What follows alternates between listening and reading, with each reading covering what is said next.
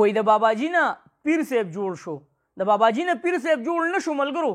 دې مسلمانانو چې دا شرک کم خلق کوي نو دغه مسلمانانو د باباجي نه پیر صاحب جوړ کو. شیطان د شیطان کار سوي ملګرو مسلمان بیلارې کول.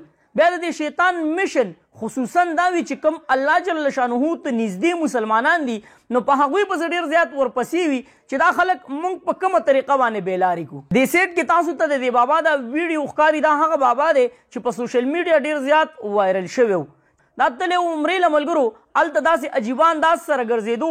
بیا زموږ دې مسلمانانو وروڼو عجیبه عجیبه الفاظ مخې ته راوړو، نعوذ بالله. چیرې د ده دا کم شکل دی، د ده دا کم سټایل دی، نو دا ملګرو د اصحابو سره نعوذ بالله ملاویږي. نو هغه شرکي الفاظ یو طرف ته که ملګرو اوس د دې باباجي نه د خلکو پیر جوړ کو، او دغه زموږ مسلمانان وروڼه ورله ورځي او ورته وایي چې یاره موږ ته دعا وکړه او د دې بابا نه دم کوي. خو که باباجي دا خبره مخې ته راوړه چې ما د الله جل شانه نه دعا وغوښته او الله جل شانه زه د حضور مبارک روضې ته وغوښتمه، نو زه هم د دې خلکو عقیدې په دغه خبره پکار دي چې یاره باباجي ځان له دعا وغوښته نو الله جل شانه عمرې له بوتلو، نو موږ چې اوس وو دغه باباجي ته ښکته کینو او ورته وایو چې موږ ته دعا وکړه. د دې خلکو ذهن دقلته کار نه کوي چې یاره باباجي الله جل شانه نه دعا وغوښته قبوله شوه، راشه موږ له هم پکار دي چې موږ هم د زړه نه ځان ته دعا وکړو، د ځان دپاره دعا وکړو، د چاپېرچل دپاره دعا وکړو چې هغه هم قبوله کړي. نو اوس ځي او باباجي ته کینی، باباجي ته موږ دغه یو ریکویسټ کوو چې ځان سره داسې کس کېنوه چې دا کم کسان درځي دا اولو دا منځ یې وښه او دا ذهن ولره ایښوه او ورته وایه چې یاره ما خو الله نه دعا وغوښته، ته مو غواړه چې الله پاک دې دا مشکلات حل کړي. نو د دې باباجي پسې شیطان ورپسې شو، اوس د ده د عقیده خرابوي، دله دا سوچ هغه طرف ته بوځي چې زه خو یو پیر یم. دا هم ویلی کېږي چې یاره باباجي چاله دعوت نه دی ورکړی چې یاره ته راشه چې زه تا دم کم. خو زموږ دغه مسلمانان وروڼه چې کوم د باباجي انټرویو راغلی وه چې یاره ما به د الله جل شانه نه دعا غوښته، ما به الله جل شانه ته جړل چې ته په ما باندې د حضور مبارک صلی الله علیه و آله وسلم د روضې دیدار وکړه. نو هغه زما نصیب شو. نو د دې خلکو عجیبه سوچ دی چې یاره بابا خو دعا غواړي او دا قبلیږي. نو د شیطان کار څه دی ملګرو؟ هغه باباجي چې هغه یو صفا نیت انسان دی، مخلص انسان دی، د شیطان کار څه دی ملګرو؟ هغه دا کار دی.